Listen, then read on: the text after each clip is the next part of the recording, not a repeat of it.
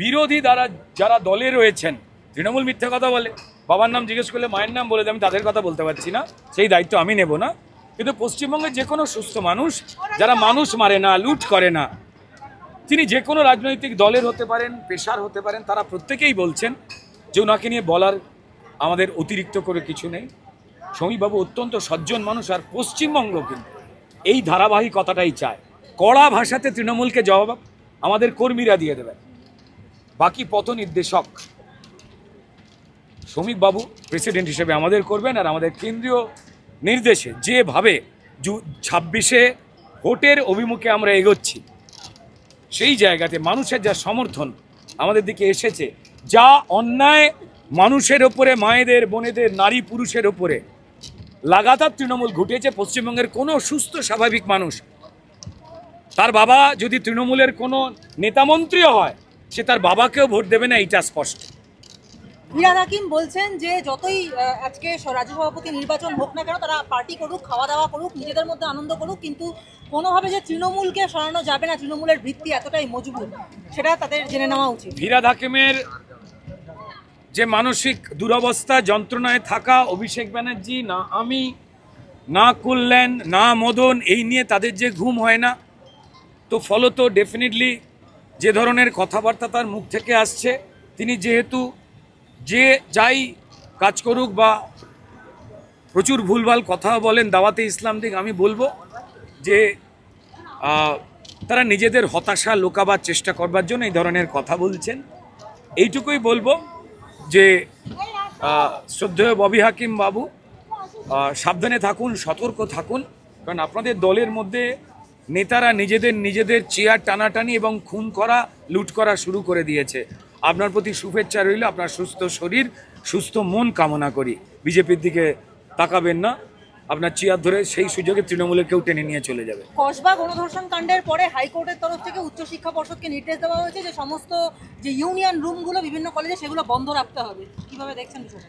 দেখুন, পশ্চিমবঙ্গের পুলিশ মমতা বন্দ্যোপাধ্যায়ের নির্দেশে ক্রিমিনালদের লালন করতে, আর যাদের লুট তরা চুরি হচ্ছে এবং বিরোধী ভারতীয় জনতা পার্টির কর্মী, তাদেরকে মারধর করে মুখ বন্ধ করতে তারা চায়। যে শিক্ষকদের চাকরি তারা চুরি করে, সেই শিক্ষকদের প্রথমে তৃণমূলের ক্যাডারদের দিয়ে মারানো হয় এবং তারপর রাত্রিবেলা তৃণমূলের পুলিশ দিয়ে রক্তাক্ত করা হয়। তো ফলত আমাদের এখানের পুলিশ অত্যন্ত যোগ্য, কিন্তু পুলিশ মন্ত্রী অযোগ্য বলে পুলিশ মন্ত্রীকে দিয়ে অগণতান্ত্রিক কাজ, আইন বিরোধী কাজ করানো হয়। তো ফলত আমাদের এখানে পুলিশ থেকেও নেই যতদিন তৃণমূল রয়েছে, মমতা বন্দ্যোপাধ্যায় রয়েছে। তাই কোর্টের ওপর ভরসা রাখতে হয়। আমাদেরও যে কোনো ধরনের আন্দোলন করতে গেলে কোর্টের সাহায্য নিতে হয়। তৃণমূল কোর্টের যারা বিচারকেরা রয়েছে তাদের নামে পোস্টার মারেন, খারাপ কথা বলেন, তাদের পরিবারকে আক্রমণ করেন, কিন্তু কোর্টের যে কোনো সিদ্ধান্তকে আমরা সম্মান করি।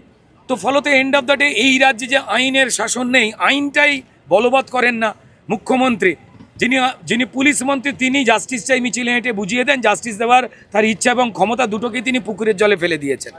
তো ফলত কোর্ট রয়েছে, কোর্ট বুঝতে পেরে গেছে যে নির্বাচন হলেই তৃণমূলকে ঝাঁটা মেরে তাড়াবে পশ্চিমবঙ্গের ভদ্র, শিক্ষিত, গরিব, মধ্যবিত্ত যে কোনো বাড়ির পরিবারের ছেলেমেয়েরা। ওরা জিতবে না টিএমসিপি, অন্য যে কোনো ছাত্র সংগঠন, এবিভিপি বা তারাই ক্ষমতায় চলে আসতে পারে। তাই ইলেকশনটা আটকে রেখে দিয়েছে এবং ওটা দুর্নীতির আড়তখানা। পড়াশোনা নাম করে ভর্তি করা, টাকা পয়সা তোলাবাজি করা, ছেলে মেয়েদের অত্যাচার করা, মারধর করা, এই কাজের জন্য তারা ব্যবহার করছে এবং মমতা বন্দ্যোপাধ্যায় এটা হতে দিচ্ছেন বলেই হচ্ছে।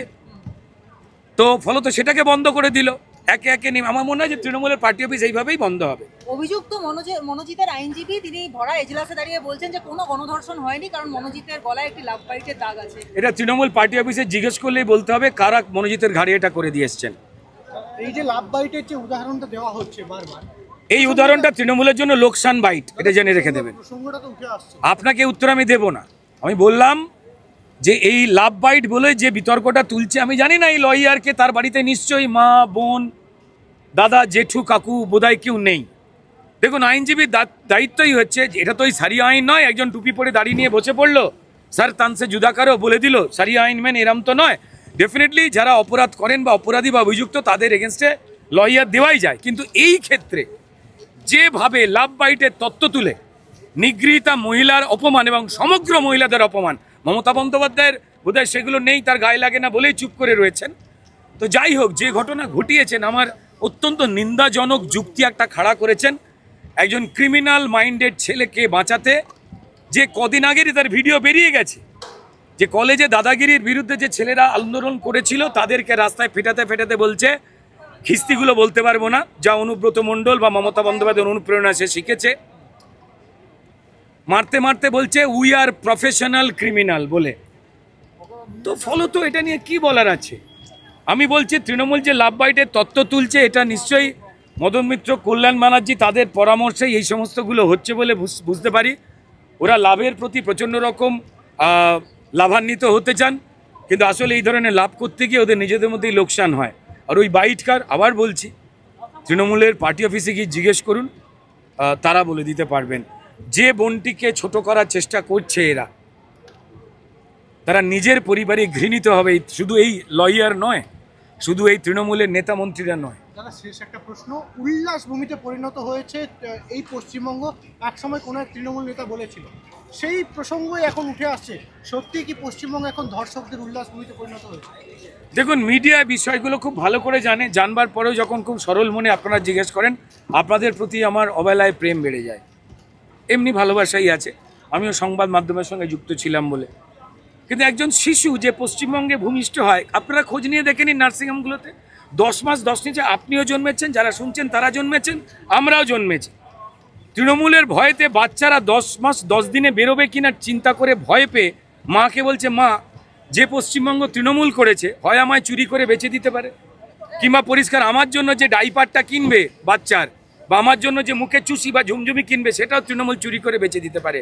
তৃণমূল ক্ষমতা থেকে যাক, তারপর আমি বেরোবো বলে তারা নাকি আন্দোলন শুরু করেছে। এই বিষয়ে ক্ষণজন্মা পুরুষ কুণাল ঘোষ বলতে পারবেন, তার সঙ্গে যোগাযোগ করুন।